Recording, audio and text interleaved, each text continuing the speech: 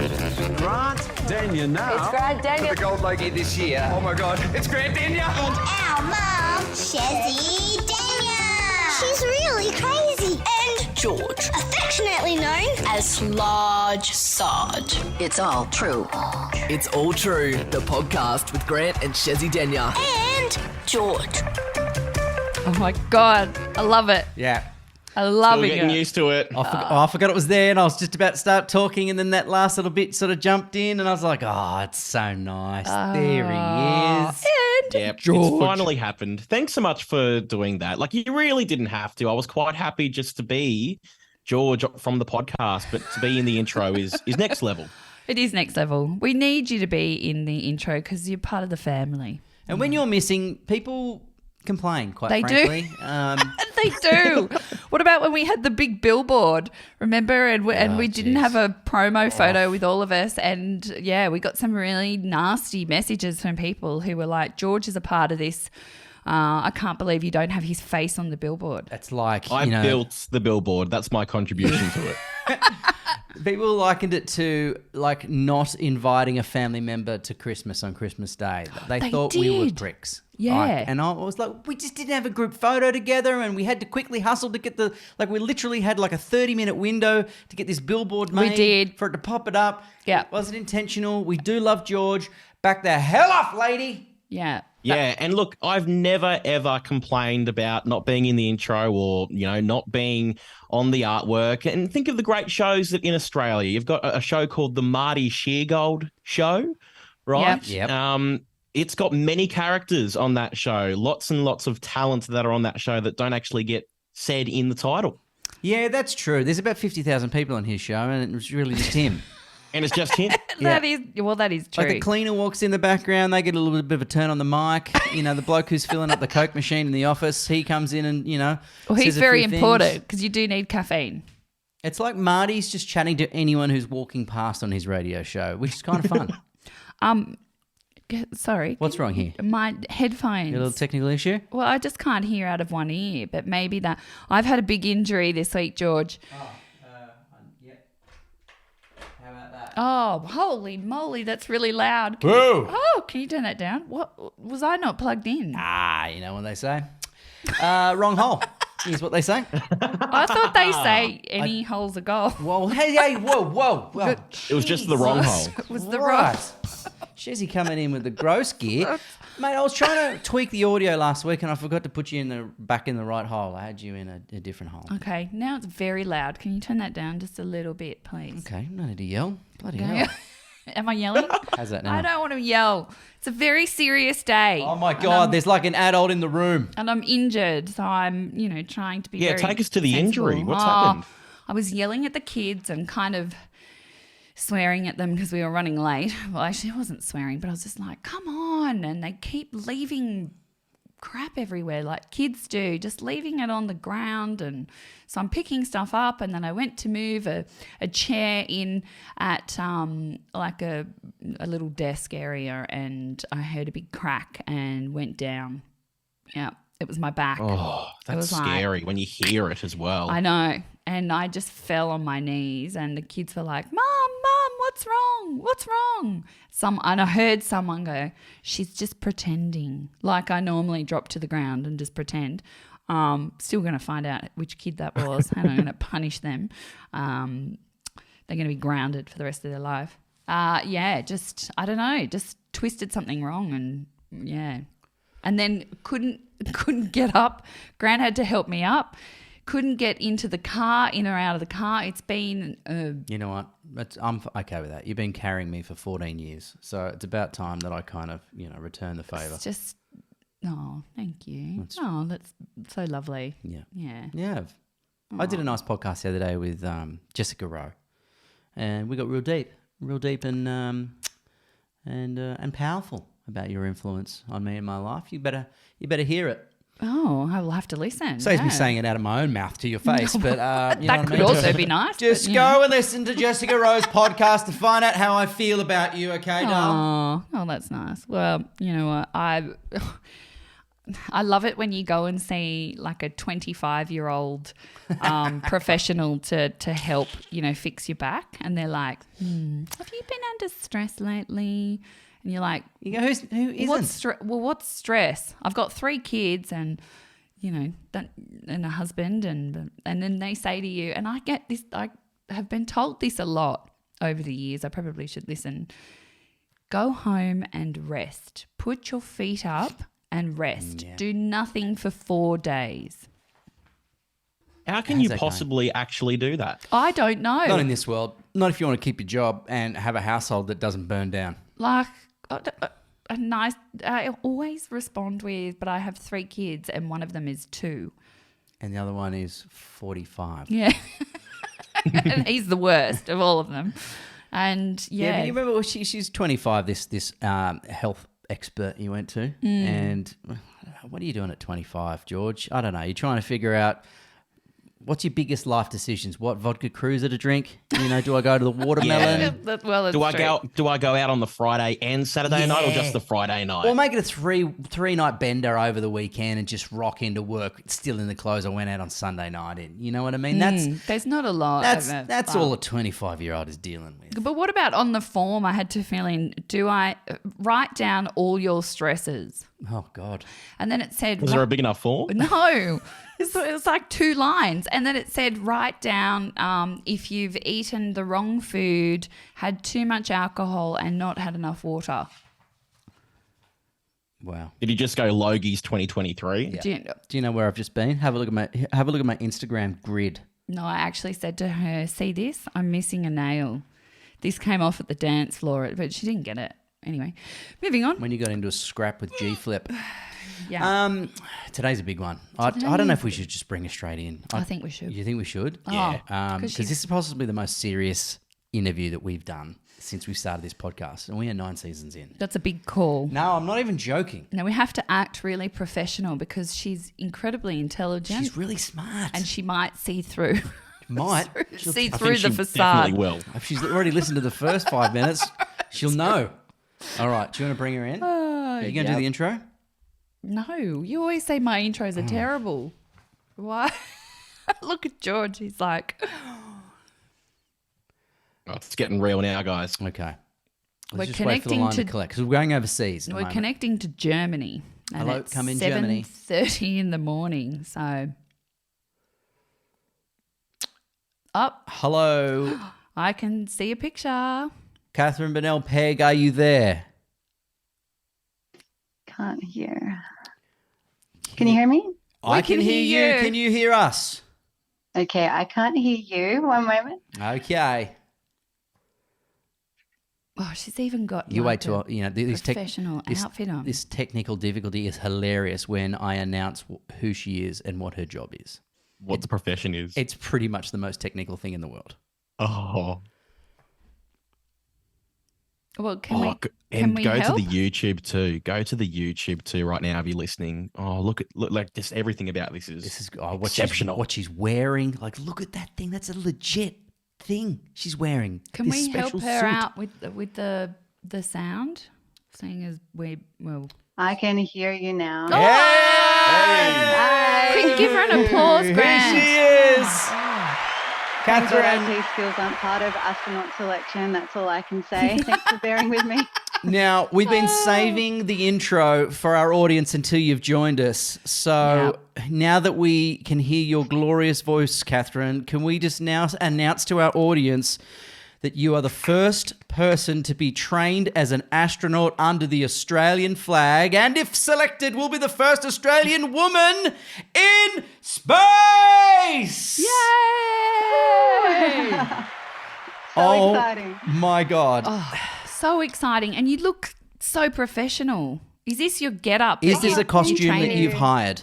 It's really early and I've only had one coffee, so I really appreciate that. Thanks. But no, no, it's fantastic to be here training at the European Astronaut Centre. And on the screen, for those that are watching with video, you can see him in the flight suit with an Australian flag on the shoulder. And it was such a proud moment to get that, because it's the first time an Australian flag's been on the shoulder of someone training to be an astronaut. So Now yeah, it'll be an absolute honour to take it further to space as well. There's two little boys here who dreamt of, because when we're little kids, we always have big lofty dreams, right? The world is our oyster. You can do anything, our parents tell us when we're little. So we go, oh yeah, I want to be an astronaut. But that never happens. But you did it. You're doing it. You're doing the thing. I know, right? Sometimes I have to pinch myself. I guess the little boys there are George and Grant. And yeah, absolutely. I was stubborn and never let go of that dream one way or another. So yeah, sometimes I'm so busy here, it's hard to remember that, how exciting it is. But sometimes you look up at the stars at night and you're like, whoa, I could actually go there. Like, how amazing is that? So That's so great. yeah, it's awesome. We have a 12-year-old daughter who is obsessed with space travel. She's obsessed with flying. She has said to us for a number of years that she wants to be an astronaut. And when we told her that we were getting you on the podcast, she almost started crying. She was so excited. You are a trailblazer for all these, not only little boys, but let's face it, you know, women are the better sex. And we need to get more women up in space. Do you agree? Absolutely. Well, first, hi, Sailor. That's really exciting that she loves space. I'm sure we would have been friends when we were kids. I was just like her. Yeah, I agree. There's a lot more room for having more women in space. Historically, for the first decades of space flight, women were really rare. It wasn't till, the 80s and 90s where you started to see women really represented strongly in the astronaut corps. So yeah, today less than 10% of astronauts have been women, actually. The numbers are improving, but it's a problem, because in space, astronauts are medical guinea pigs, right? For want of a better word. So there's a lot of research into cancer, Parkinson's, hormonal changes, osteoporosis, because space pretty much ruins your body in a fast forward way. So you can learn a lot. And when there's not enough women that are test subjects, it affects the ability for the science to improve lives for women back home as well. So not only do we need more diverse crews, because everyone should have the chance to dream and fulfill the dream, but actually there's real practical benefits we're missing out on by not having more diversity in space. Now, you just listed off a number of things that can happen to your body while in space, and you're a human guinea pig. I'm sure when you go up to the International Space Station, when indeed that happens, when you are selected, you're not just going to run around on a little wheel, are you, up there like a guinea pig? Not a wheel, a treadmill. What genuinely are the dangers to your body by going to such a place? Oh, there's a lot, even if the mission goes well, right? So there's the things that happen in a nominal mission, and then there's the things that can go wrong if there's a disaster of some kind. But assuming your mission goes well, in a long duration space flight, so that's kind of above 1 month, most astronauts go to the space station for 6 months now. And in that time, your body goes through all these changes, because the human body is great at adaptation. So it adapts to weightlessness. You don't need strong bones. You don't need strong muscles. You don't need as much sleep or as many calories. And so your body adapts in a way that means it's not adapted for life back on Earth when we come down again super quickly. So when you're up there, you grow like 10 to 12 centimeters on average. Are so you your spine kidding? lengthens out. Sign me up. Which is great. Great candidate there.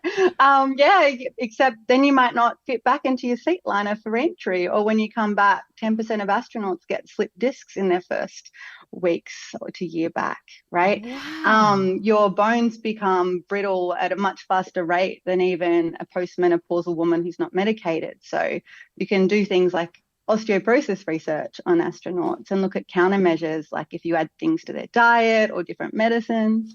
Your taste changes. So astronauts in space like spicy foods or things like that, rather than bland food. So Vegemite would be a great contender for a space food up there, to be Yes. honest. What's So your favorite there's so many space things. food? Well, we haven't tried them yet, but there's a lot of good space foods you could take. Basically anything that doesn't crumb and get in your eye and sting would be good. I like chocolate, so I'm going to go there. But yeah, I think Vegemite would be a great contender to bring to orbit. No one's done it yet, as far as I know. Are you still the director of space technology at the Australian Space Agency? Because before you answer, secondly, do we have a space agency? We do. And when I was growing up, there wasn't one, right? There was not any Australian astronauts yet. There still hasn't been any Australians representing Australia officially flown. There was no space agency. So a lot of young people like me that wanted to work in space, we left after university and went overseas and had our careers over there. But when the space agency was set up about 5 years ago now, many of us have come home to work in industry or work at the space agency in my case. So that's been absolutely awesome to help grow, a space industry in a country over the last few years. But you know what? There's not enough hours in the day for me to do astronaut training and fulfill my director job. So I've got a great colleague acting in the role, leading my team there, doing great work. But yeah, there's so many good people back home now to work with. So you don't actually have to go overseas anymore to work in the space industry in Australia. There's really cool stuff happening right back home. In fact, there's been a bunch of companies that have been picked to send payloads to space and the moon in the next few years. What, here in Australia? Just recently. Yeah, the space agency's funded about $40 million worth of grants for some projects to go to the moon and to get space heritage, as we call it. So putting something in space is a big barrier to entry for companies to enter the global supply chains of space. And this is hopefully going to give a lot of these companies a leg up. Oh God, you know what I'm thinking, team? What? First podcast in space. You know what I'm saying? Let's get on one of those payloads. Let's just sort of, do you know what? climb into the ship as they're closing the gates at the last second, like as stowaways. And then we'll go up there, broadcast this from space. No. Guinness World Records, here we come. I don't like the idea that our body turns to pretty much jelly while we're in space. We come back with big slobs. And that we can't have crummy food. She did that rules out No KFC. crummy foods. We can't I have also didn't tell cheesels. you about your vomit for like most of the first week, and the medication that stops you vomiting often requires catheterization. So you'd be putting your body on the line for a podcast. That's the kind of people we are. You lost me at the slip discs just before you came on. I was talking about how I hurt my back during the week, so I'm out. Sorry. Sorry to hear. Yeah, I'm not built for space. What does the training involve? You're in Germany now, right? So you're currently going through the astronaut training program, with a hope that if all goes well, that you'll be selected to one day rocket up into space. What is the training involved? Are you in one of those big circular G-force machines like we see in the movies? What's going on? Oh, that's next month. Hey! So yeah, I don't get motion sick. So we'll see if they can upset me there. So at the start of any career astronaut's journey at a space agency, they do what's called basic training. So it's like an internationally agreed curriculum for 1 to 2 years. And at the end of that, you go from being called an astronaut candidate or ASCAN to an astronaut, right? So for me, assuming I can pass everything, I'll get there sort of at the end of April next year. And the class I'm training with, there's 5 others. I'm training with the European Space Agency ASCANs.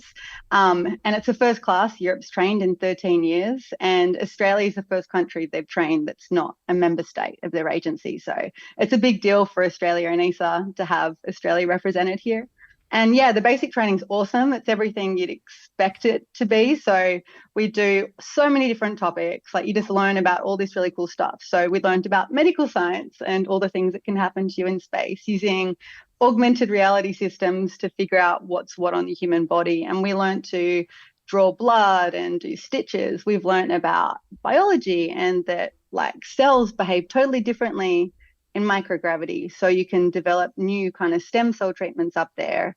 And material science, so they're using space to develop lower carbon emitting concrete, and stuff like that. We'd learned photography because in space you got to photograph the experiments and take nice pictures of Earth and the stars and stuff. We're learning how to do spacewalk training underwater. So we're doing our scuba diving quals at the moment so we can practice in a simulated environment how you move around and how you install things. Like, for example, if you're in a weightless environment and use a drill, you'll spin, right? You have to anchor on, little things like that. So if you were drilling in space, you would be the thing rotating around, not the drill. Yeah, potentially. Yeah, so you don't want to do that. You look a bit silly because you're on NASA TV when you do a spacewalk. So that's not too crash. Later today, we're going to be doing a hyperbaric chamber, which means we go into a chamber and they remove a lot of the oxygen and you see how silly you get because your brain doesn't function that well. So you get really, really dumb. So you're meant to learn how to recognize that behavior in yourself in case there's a low pressure event. Last month we did ocean survival. So how to survive if you're in the ocean and your capsule comes down and something goes wrong. We do fire training. That was fun. We do winter survival, which will be hellish for me because I don't like the cold. We're going to be doing foreign languages. We're doing any kind of science you can imagine. So all this goes to show that, in our class, we've got people that come from so many different backgrounds, and basic training is about bringing all the ASCANs up to the same common level in all these topics you need to be a good astronaut. But this is just like the beginning, right? It might seem like I've achieved my dream to be an astronaut, and definitely like there's a huge step in that direction. But to get to a flight, it's years. So basic training is the beginning, and then you wait till your government decides they'd like to fly you. And then if that happens, you then do usually a 2-year pre-mission training where you learn about the specific experiments you'll be using. You bond with your crewmates because you're going to be locked probably in like a can in space with them for 6 months and you want to have ironed out any issues before. Yeah. So yeah, it's pretty great. There's heaps of other topics too, but being an astronaut, you can come from almost any STEM field. You can be a pilot, you can be a doctor, almost any kind of scientist or engineer. Plus you've got to have a whole load of soft skills they're looking for as well. And then you can apply and you get to learn all this other stuff. So in my class, we've got a helicopter test pilot, we've got a paratrooper urologist, we've got an astronomer, a neuroscientist, an aerospace engineer, and I'm a space engineer as well. So yeah. Everybody's very smart. That's what I'm picking up. Like you need to be of high intelligence. Well, it's a certain kind of intelligence. There's lots of kinds, right? So it doesn't mean you're more or less intelligent than others. You just fit a particular profile they're looking for these days. It's not the alpha male of, the 60s and 70s profile. It's more people that can get along in difficult conditions and do good science. And during the selection process, it was really clear that the European Space Agency were looking for people that had expeditionary experience, so had been in the field for, say, 6 weeks or more in difficult conditions doing science or in the military or something like that, or in Antarctica.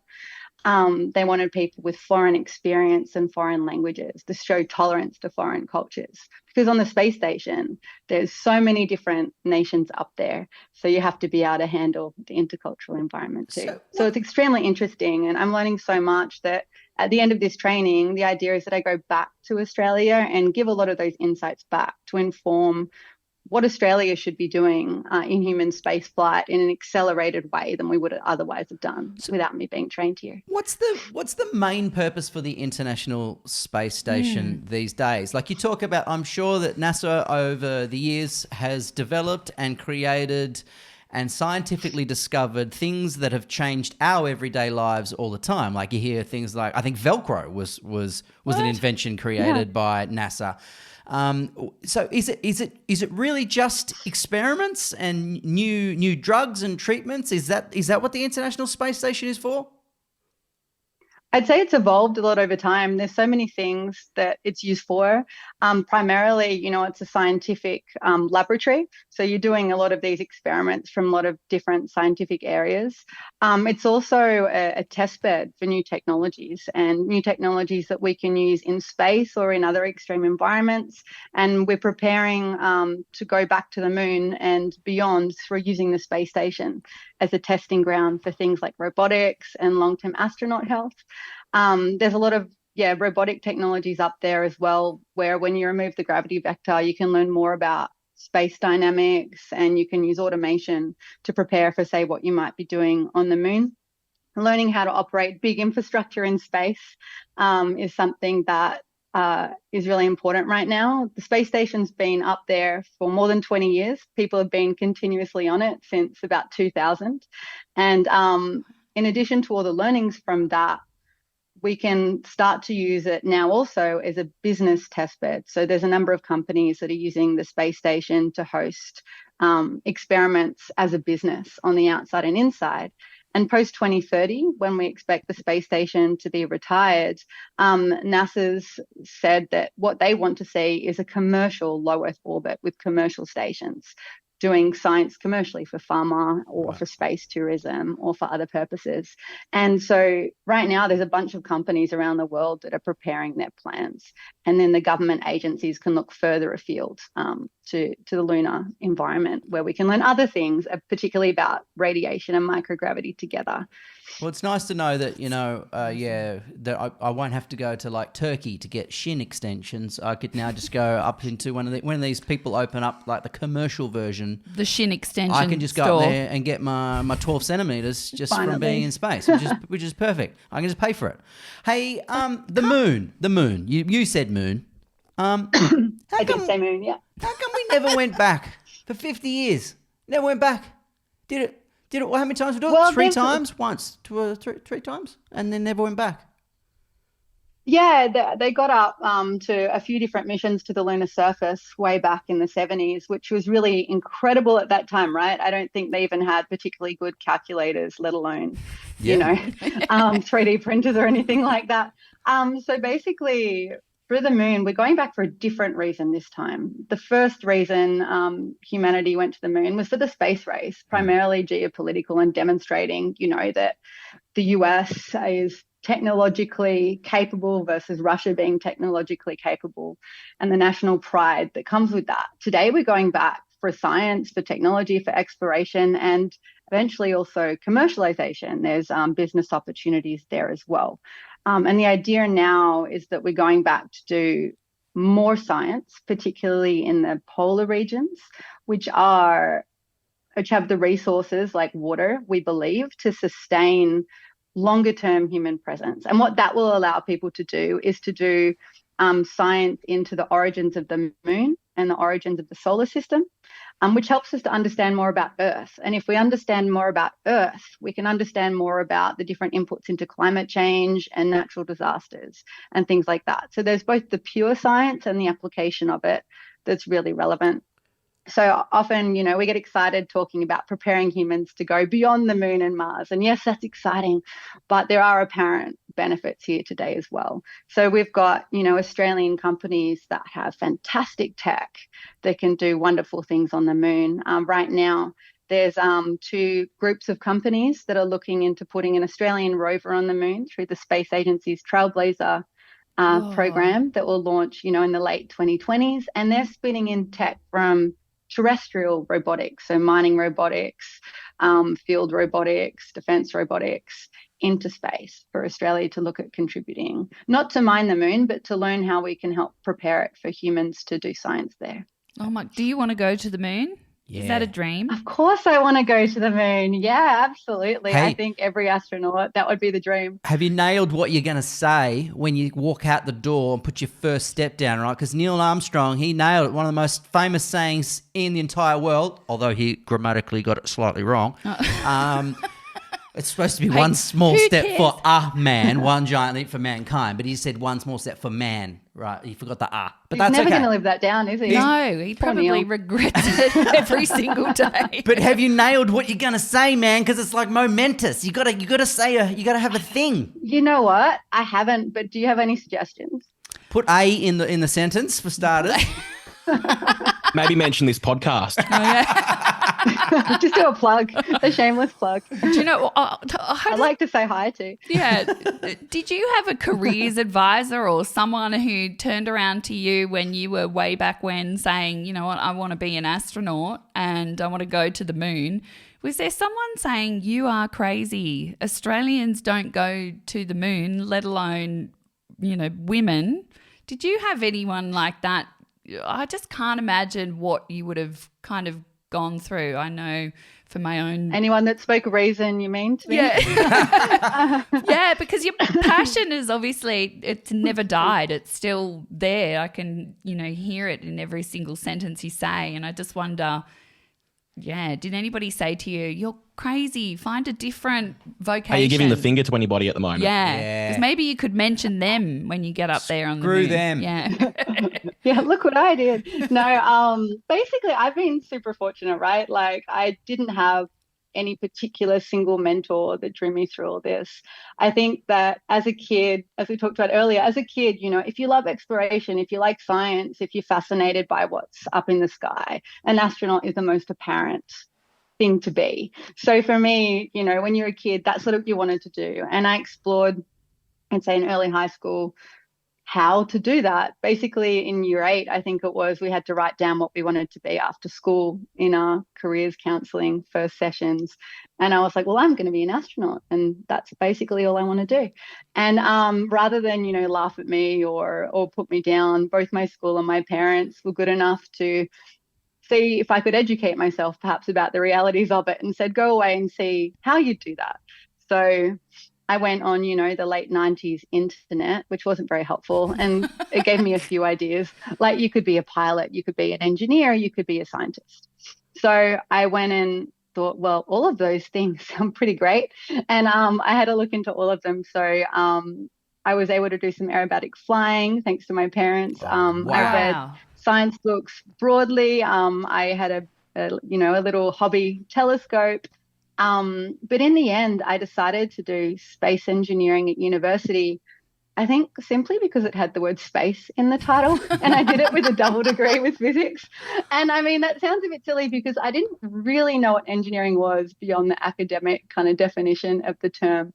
And the first couple of years at university in a degree like that are always a bit of a slog. But once you get through them, it gets really exciting. You stop doing, maths problems that have the answer in the back of the textbook, and you start getting to create and be creative in what you invent. It's kind of inventing or create solutions. And by that point, I'd done a few internships, and it was pretty apparent that being an astronaut, especially as an Australian, is extremely unlikely. But I'd fallen in love with the field for all the discoveries that you can help scientists make and the science you can do with it. So I set off to have a space engineering career, and I went overseas for more than 10 years to do that. And it's been awesome. I got to work on really cool missions like the next human vehicle to the moon and the space station around the moon, missions to Mars, Earth observation missions to look at things like surface currents and space debris removal robotics and all sorts of fun stuff working with cool people. But you kind of put the astronaut dream a bit at the back of your head because you don't run around saying, hey, I want to be an astronaut.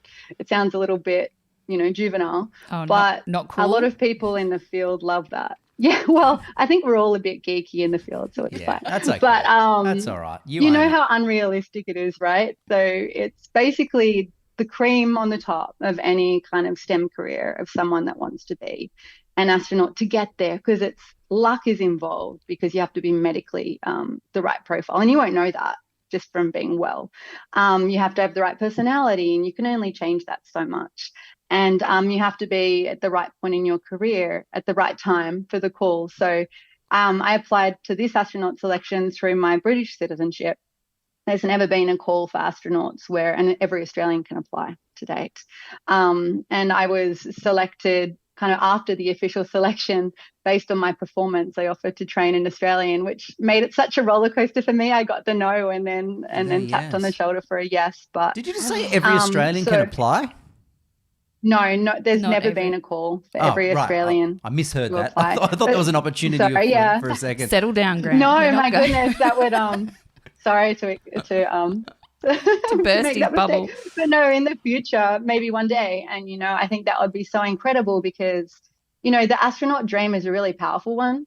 It's something that draws kids into science and engineering and lets them dream big for their future. And the backup careers are great, right? You can be a test pilot, you can be a space engineer, you can be a doctor. And it's a powerful one in that, it pulls you into doing a lot of extracurricular and staying out of trouble and all sorts of things. And many kids that have that dream go on to do other really interesting things. It doesn't have to be space. I mean, when I take my 5-year-old to a birthday party, she might dress up as an astronaut, but she's not interested in dressing up as a blockchain or AI, right? Like, it's too obscure. So an astronaut draws people in.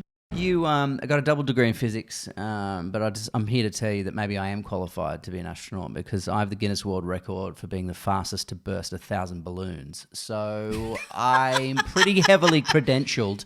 How do you deal, on a serious note, how do you deal with, in all honesty, it's a dangerous profession. This is not something that is well rehearsed. We have a lot of technology behind you, but it's a frontier for a reason, right? It's how do you rationalize risk? And you have a family as well. Yeah, I mean, you have to look at it from a number of angles. One way you rationalize risk is this is an endeavor worth pursuing.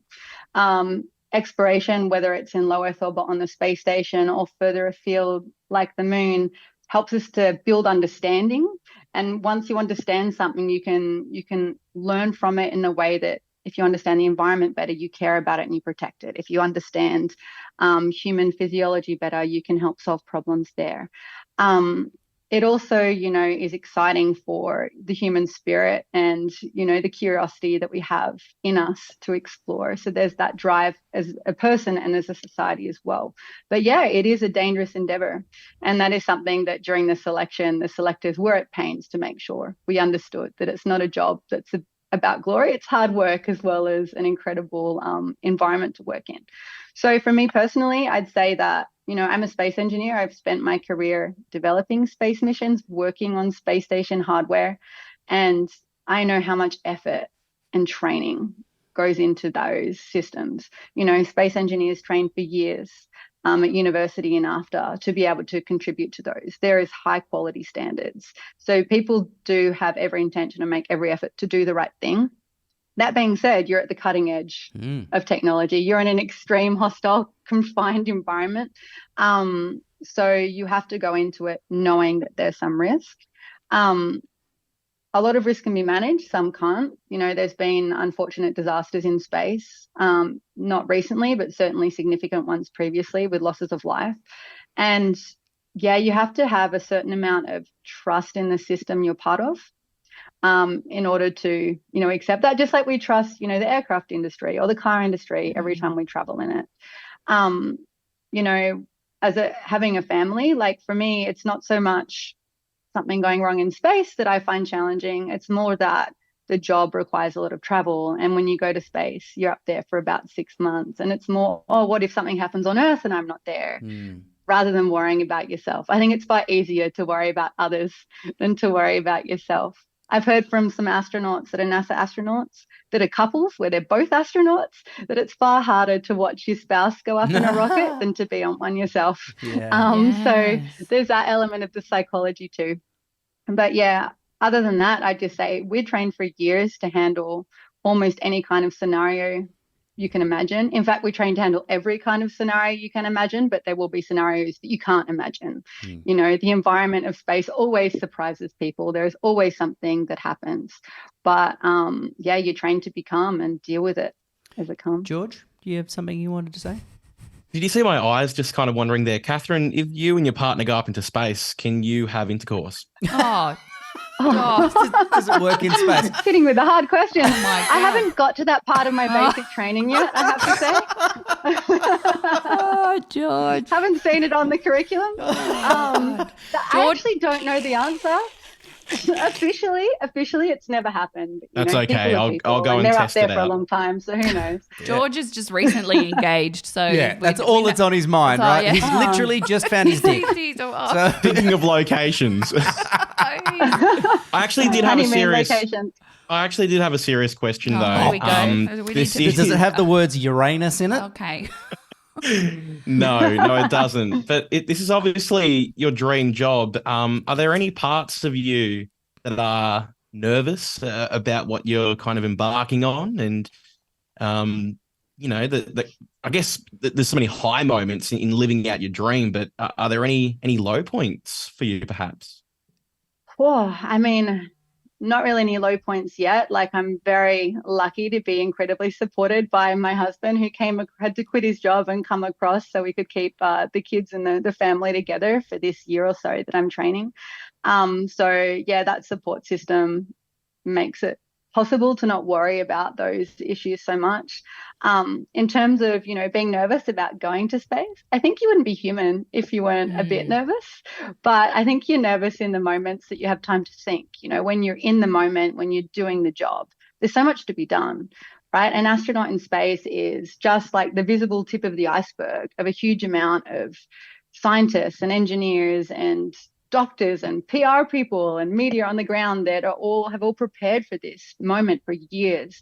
I learned yesterday that for a single German astronaut flight, there's more than 1,500 people involved just in that flight on the ground. Wow. So you're in the moment, following a schedule. Apparently, it's called like chasing the line, like across the schedule, trying to keep up, doing all the experiments when you're up there, and I'm really trying to give back the inspiration potential as well to the younger people and society more broadly on the ground, because that's really important. I mean, one reason to have astronaut programs beyond the science is drawing kids into these kinds of fields. Yeah. You'd have to be a very patient person, wouldn't you? Like, do you ever get road rage? Because you just seem so zen, and like, considering that you have to work. Not really, no. No? Not even a beep. Do you beep the horn or ever a finger? You ever given anyone the finger? She's a lady. Oh no, well, see, the thing is, my husband gets like pretty car sick, so usually he's the one that wants to drive, even though I would say I'm the better driver unless it's a manual car, but let's not go there. So yeah, I'm often not the one having road rage. I'm more the one that's throwing snacks at the kids in the back seat. But no, it's all good. They do look for people that stay calm under pressure. Like, there was an incident a few years ago with a spacewalk with one of the European astronauts. He got water in his helmet. Oh. And like from condensation, right? or Well, at the time they didn't know, but apparently I think it was something to do with the thermal system. It wasn't his urine bag, luckily for him. But basically it moved around his helmet, right? And at one point it got over, his ability to breathe, and got in his eyes and his ears. And that's quite a dangerous situation. And his heart rate was steady the whole time, which, when people are looking to interpret how serious is this, that's something they look at. So with people that are really calm in difficult situations, you have to read the situation differently to see someone that might have road rage and it's really apparent that they're going through some stress. So he got nearly drowned in space. Asphyxiation, wouldn't it be, if you can't breathe? Yeah. Yeah, everything turned out fine. He flew again and did a lot of other spacewalks afterwards, but yeah, they had to do some work on the suit to understand what happened and to stop it happening again. But it's, doing a spacewalk is the most dangerous thing you could probably do in space. Is it? After going up and coming back. Yeah, because you're out there, you're inside your suit. If there's any space debris, you haven't got a chance. There's extreme environmental temperatures. You're tethered onto the station, right? There's a lot of procedures, but it's something every astronaut wants to do, because you're immersed in the space environment, doing something cool like building a new part of the space station or installing an experiment. But yeah, it's dangerous work too sometimes. If you don't follow the procedures that have been put in place for years to make it safer. Can you imagine just how beautiful the Earth is going to look from there when you are outside the space station, like on a spacewalk? Yeah, we believe that you're going. We're at that little blue marble that's gleaming and glorious with the little It's All True podcast people waving up at you. Oh. Can you imagine just how awe-inspiring and just life-changing that will be to reflect on the globe that you grew up on it from space? Yeah, I mean, I can only imagine, astronauts that go to space, they talk about the overview effect, which is, when you look back at Earth and you feel like that, you get a sense of, whoa, like the whole of humanity has evolved on that planet, and everyone except me and my crew probably are living there right now. And particularly, at night when you can just see the thin blue horizon of the atmosphere and see how thin that is, you really get a sense, apparently, of the fragility of Earth. So a lot of astronauts come back very mindful of climate and use their platform of the public interest in their flight to express that. So when you talk about, a little blue dot, you probably see a little blue dot from the moon. When you're on the space station, you're up close. You're only 400 kilometers up, which actually means you can see a fair few things on the ground. You can see bushfires, you can see floods, you can see droughts. You can't see borders between countries, of course. And apparently that's something that everyone knows, but they still mentally find very surprising. Yeah. So, it's beautiful up there. And a lot of astronauts spend the small amount of free time they have taking photos and videos from sort of this dome on the bottom of the space station called the cupola. And they publish books about that to spread the message of the beauty and fragility of the Earth. Yeah, I'd imagine once you see it from that angle, the idea of borders and war would seem so pointless because you're looking at such a unified object, the globe as one, humanity, animals, plant life, oxygen, everything existing in coexistence. And the idea of conflict, every different religious ideology all exists there. Every fight, every disagreement, every war, everything that's pointless about Earth would seem so ridiculous when you view it from there like that. Well, why are we doing that to ourselves? Yeah, absolutely. Actually, Bill Nelson, who's the current head of NASA, was in Australia earlier this year, and he flew as a politician to space many decades ago. And he said that, that has prepared his whole life as, a servant of the public trying to implement what he learned up there about the Earth. And a lot of astronauts do spend a lot of their life pursuing science and pursuing endeavors related to climate change or space sustainability and things like that. So there's so much that we can learn from being up there. I mean, space is exciting, but ultimately it's just a place, right? It's like the ocean, but the difference is it's a vantage point, right? And from that point above the Earth, you can see all those things. You can connect anything you can see. You can send signals to anything like timing signals that you use in the ATMs or precision navigation that farmers use to, move their tractors around their fields autonomously. So space, like today, really critically underpins society.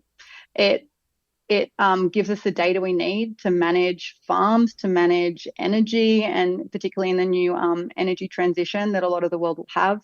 And many people don't realize that, astronauts and exploration are the visible, exciting parts because they are exciting, right? Like, I love it too. And why they do give a lot of benefit back to society, a lot of the infrastructure that underpins society is a bit invisible from the space perspective, but it's where the majority of space engineers work and spend their time on. Katherine, let's get real just for a second. I literally have been biting my tongue now for a little while. I literally wanted to ask this in the first 2 seconds. Oh, God. Right?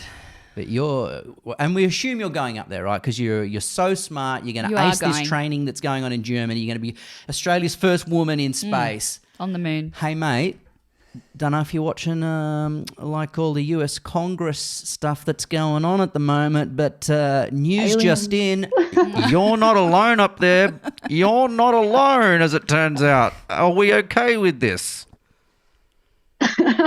Yeah, I haven't actually watched that, but yeah, it's very interesting, right? So, like, my personal view is, like, I think it's pretty unlikely we've been visited by intelligent life at this point, but there's so much to be learned about what could be out there. So, life is, as we know it, is resilient. It thrives in extreme environments. It's living in, geothermal, like kind of volcanoes and geothermal areas under the sea. We know that some cells and some like cellular organisms can live in space on the outside of space vehicles. So it's entirely possible for kind of like microbiology and small life to live in space. What we don't know is if it's out there yet.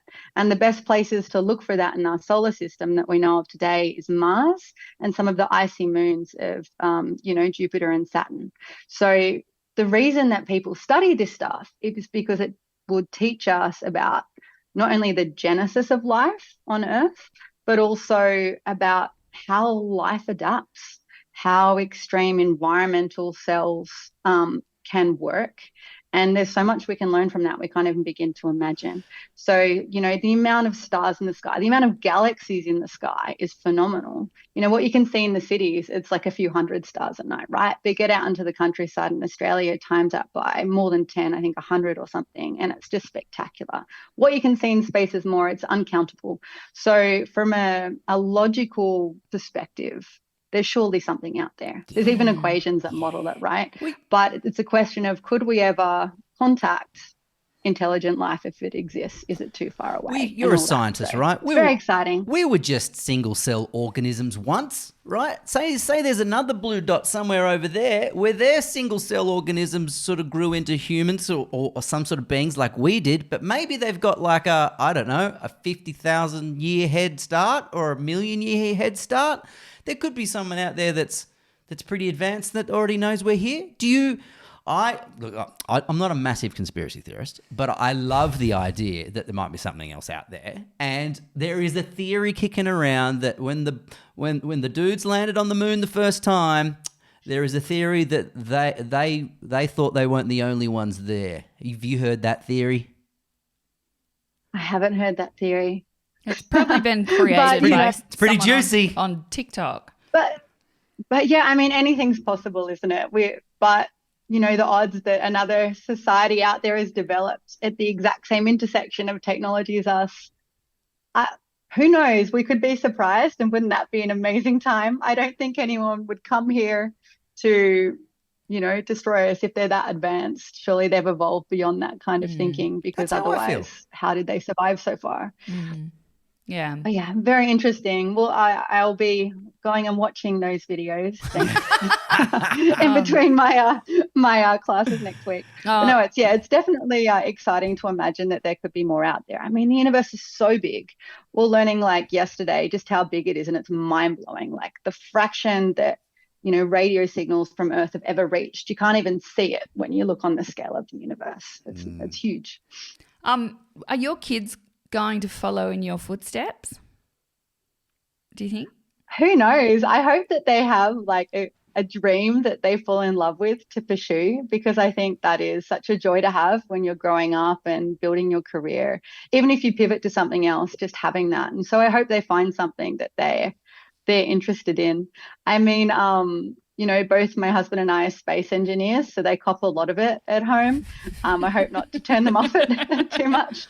Both of my parents were accountants, and none of me or my sisters went into that field. But, they like space. They've been here. They've been around the Astronaut Center. It's exciting for them. They have little astronaut costumes. It's cute. But, they were equally excited about the orange juice machine. That was pretty cool too.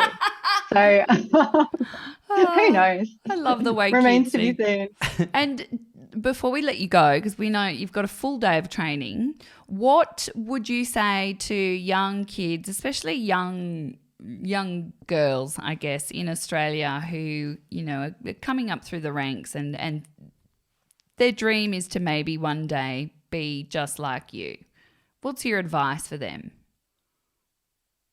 I'd say go for it. If it's something that you're really excited by, go for it. Read widely. There's a lot of information that you can learn. Reach out to people that might be in that field. Get your parents to help you if you're young, and see if it really is what you'd like to do, because sometimes what you think you might like to do is different. And in any field, there's many ways to achieve something. So, for example, for kids that want to work in space, you can work in space not just as an astronaut, but you can work in space as a lawyer, in marketing, in media. You can work in space doing, project management, as well as all the typical STEM fields. For those that do want to be an astronaut, you don't even have to leave Australia anymore to do that. Work hard at school, because marks do help. You do have more doors open to you if you understand more things and you have better marks. But also work on your character, right? So do a lot of extracurricular, put yourself out of your comfort zone, see how you react, and then work on how you react. And a breadth of experience and expeditionary skills and operational skills and all those extracurricular type activities are just as important in building that basis for an astronaut career, or a career like an astronaut. Oh, man.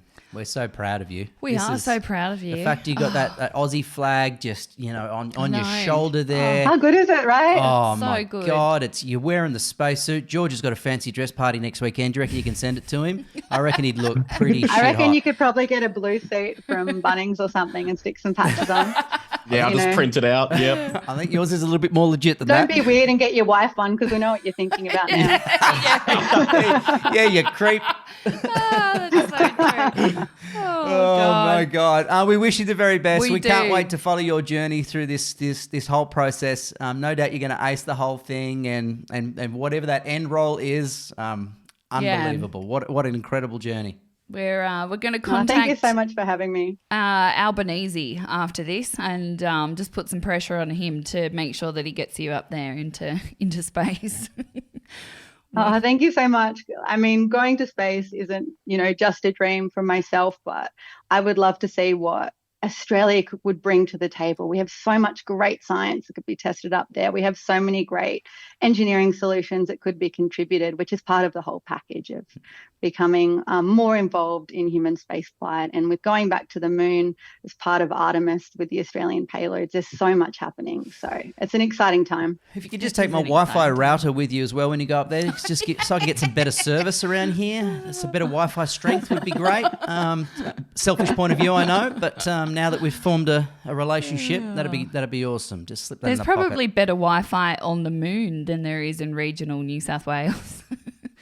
There are companies that have proposed that they'd like to put their Wi-Fi on the moon. So it would be great. And there's some Australian companies as well that are proposing communication solutions for the moon. So you never know, you might get that Wi-Fi up there after all. Hopefully it's not the NBN. That's who Moon we've had tube. trouble with. Yeah, what are we doing putting wires underground for, Kevin Rudd? That was a great idea. NBN underground. We've got the whole space up there. Put it up there and let it shoot down at us. That makes more sense. Anyway, that's Classic. political.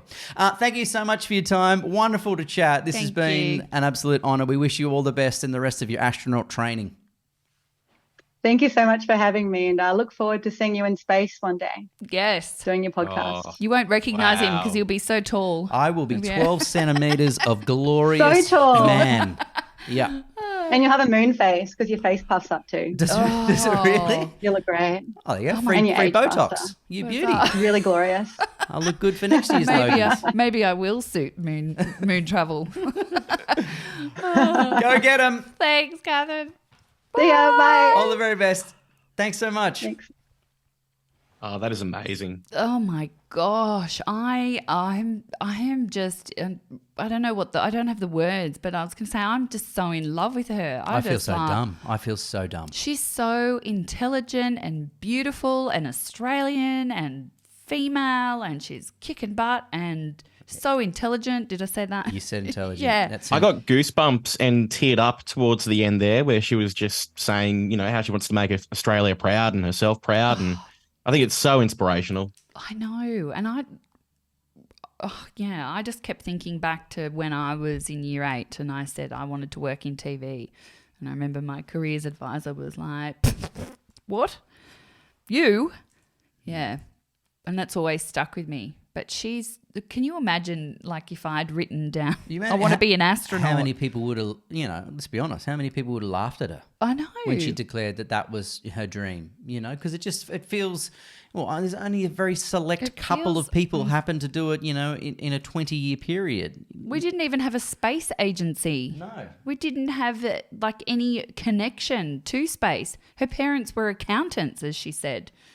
Yeah, quite a... It sounds like having a really good attitude is a massive part of it too. Who would have thought? It does. Being a nice It person and being sounds smart would take you places. My mum was right. I should have listened. and very patient. You can tell she's very patient. Wow. aren't you? Yeah, when George is asking questions about how he can get jiggy in space, she handled that well. I looked at you and then you looked at me and I'm like, who's going to ask it? Who's going to do this dance? I was not even thinking that.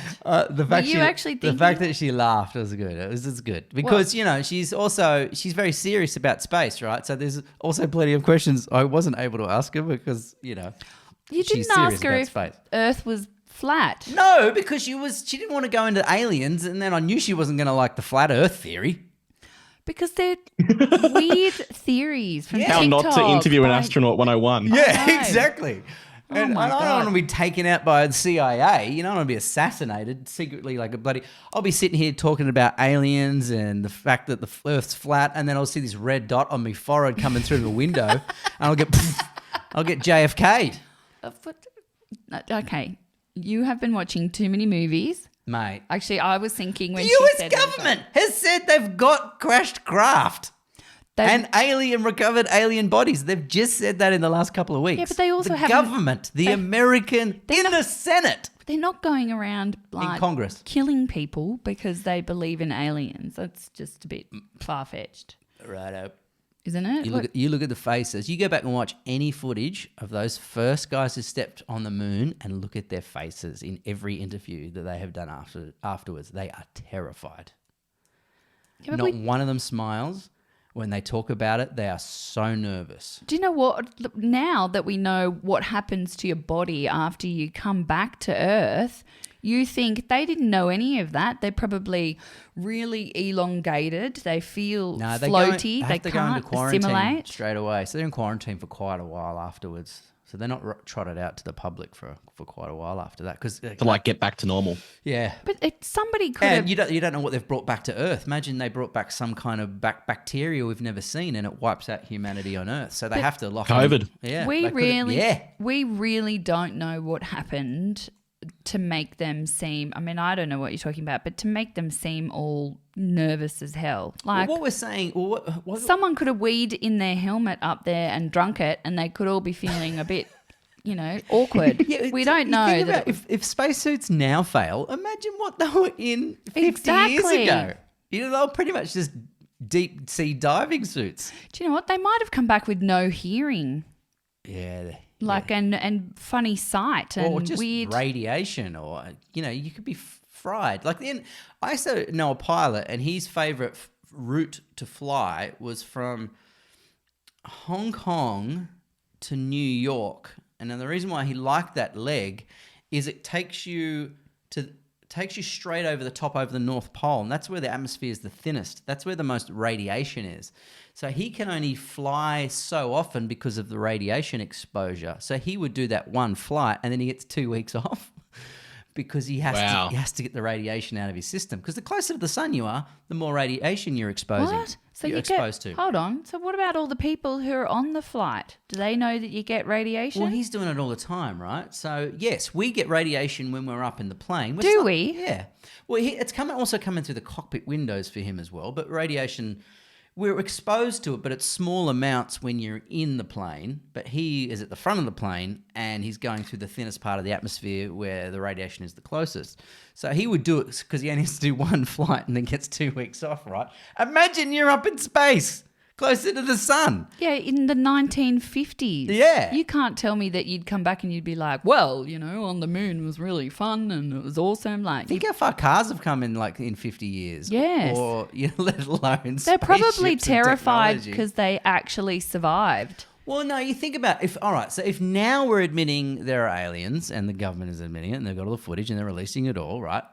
If they were here, if we're now, of course they were here then, right? 50 years ago. It's not like aliens have just decided to turn up. They're an advanced civilization with potentially 1 million years earlier than us, right? So there's every chance if they shot a rocket up for the first time in humanity, something goes up into outer space, the aliens are going to go, what the bloody hell's that? Let's go check that out. What the bloody hell's that? What are Were they Lara Bingle? Where the bloody hell that come from is what they're going to say.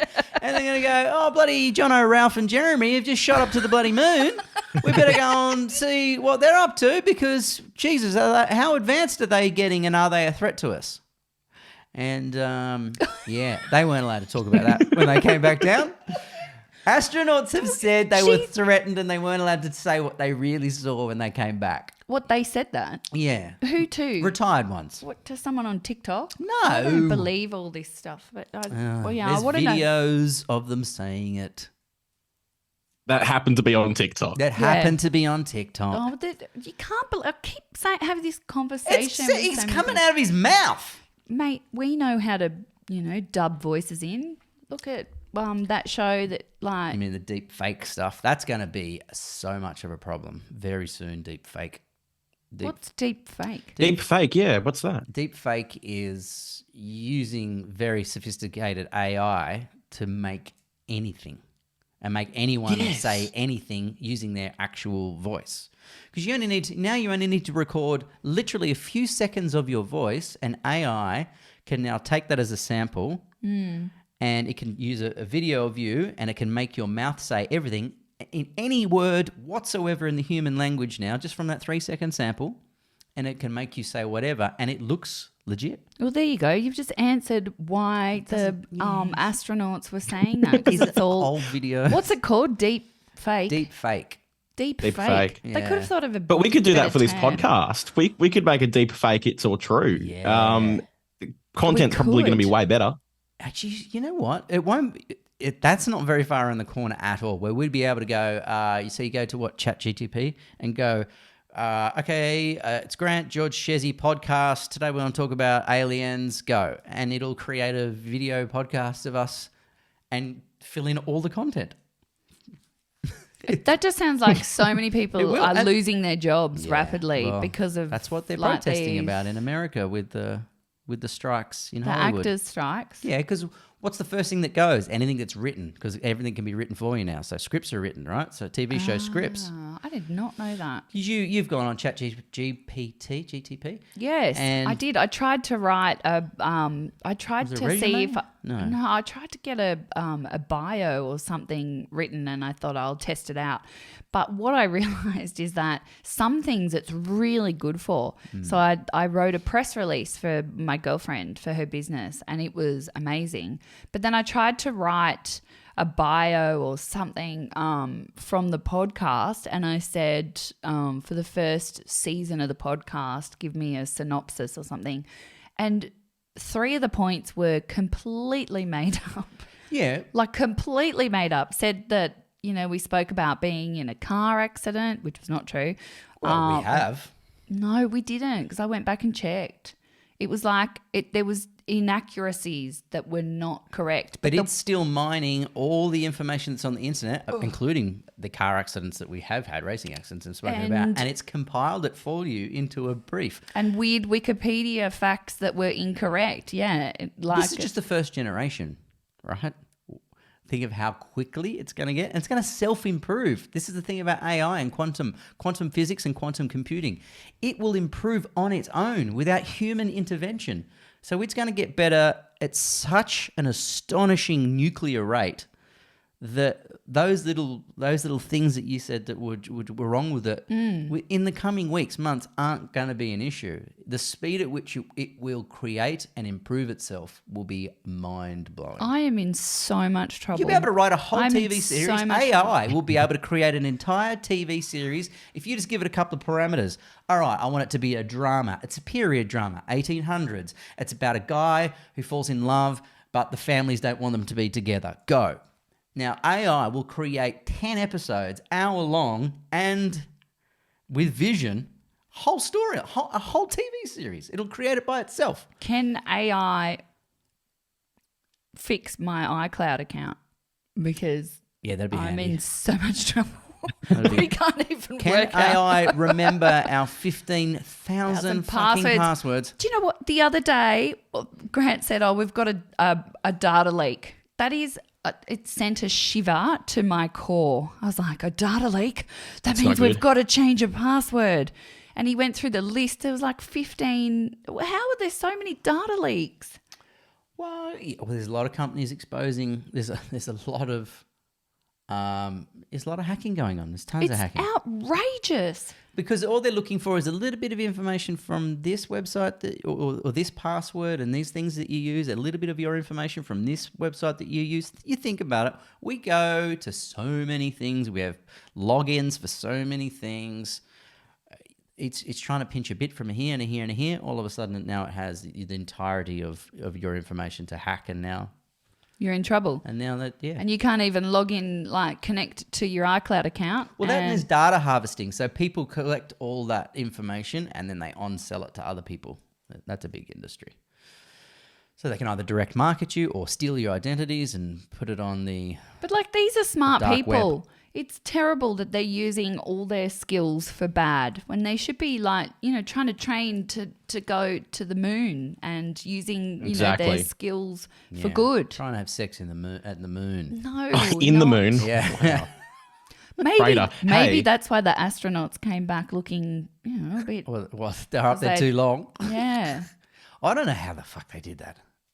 You know how hard it was to make television in Oh, I know. 1969? Yeah, how hard it was to To do a live broadcast crossing. live, let alone send a 2004. spaceship into another atmosphere that we'd never left Earth before, send it to a place, get it there, land it on it, and then bring it back. Astronauts today are struggling to get onto a Zoom call. Yes. That was Oh, that's a good hilarious. call. Hey, this will give you an idea how little technology they had on the spaceship. But you know what? They probably didn't realize exactly what a feat it was until they tried to replicate it a little while later, and then they thought that was actually really hard. How Well- the hell did we fluke that? See, that's another theory. Why did they never go back? Mate, 'Cause they never for went there in the somebody first place. who is not a conspiracy theorist, you certainly raise a lot of them. Stanley Kubrick, who made the film Space Odyssey 2001, said he we go. himself. Was this on TikTok? This is him. Mind you, he was murdered after he said this. He was not. Was he? He died straight after it. Yeah. He Here we go. Look at his face. he said he filmed the moon landing in the Nevada desert because they say NASA liked his movie so much, A Space Odyssey 2001, and you watch it today and it is amazing. And that film only came out just before the first moon landing, right? So I think my theory is they filmed a backup in case they couldn't broadcast the live moon landing. They had a recreated one that they could just press play on that looked exactly the same, just in case they couldn't get pictures back. Because the importance of the whole world knowing that America got there first was so significant in terms of the arms race between America and Russia. They had to let the whole world know. So I think they filmed a version B in case they lost signal, like they couldn't get any pictures off the moon of it happening. So that's my theory. Right. And Stanley I've Kubrick. never heard that one. I like that one. It's a We good- should recreate the moon landing. But mind you, Now I'm worried if I was you're gonna NASA, be killed. if I was NASA and it's costing you billions of dollars, like back in those terms, like It would have been millions. billions yeah, Yeah. Right. Back then. but you wouldn't have an insurance policy just in case you lost signal or didn't go. You wouldn't just have, oh yeah, that's right, we did film that thing just in the studio over there that cost us, $100,000. You know what I mean? You'd have a backup would. plan. You would. Oh, we've gone down a rabbit trap here. This is like, it's I bloody feel good like stuff. I've just tapped into where your brain's gone. Bloody good stuff. I hate to see what your screen time looks like. I love space. Space is good. You do love space. Well, I don't know. You feel like you're from somewhere else. You ever look up the stars and just go, all the time, but I've never really thought Where are we about from? going to be there one day. it's pretty cool. I look at stars thinking that they're... I really hope Katherine doesn't listen to the end of this podcast. After she's heard my theories. She's probably heard millions and trillions of them before, and she's probably got a very smart answer as to why they are all incorrect, and she probably doesn't waste any of her time even thinking about them. I think it's so fun to theorize over because it's so unfathomable, the size of space. And there's so many unanswered questions. It's and the cool. size of that word, unfathomable. Unfathomable. Unfathomable. Well, Unfathomable. Hey, AI is going to be in radio, TV, podcast, but if you want to be somewhere that's true and real and authentic, we are the place for you. Okay. yes. Well, that was a really good hook. That was really That's good. right, mate. No That's really robots good. here, mate. Nothing but No intellectual robots. We are All robots. intellectual. We are warm, feeling, big-hearted, humorous, connected. You know what I mean? Spiritual beings. We're just on this Yeah. space rock, just floating through space, guys. We're down to earth. We're made of stardust, guys. We are. We're just all carbon. Okay. Well, that Love you. has taken a really Carbs. weird turn. Let's hear it for carbon. Bye, everyone. Love you. Love you. Love you. Bye. It's All True, the podcast with Grant and Shezzy Denya. Bye bye.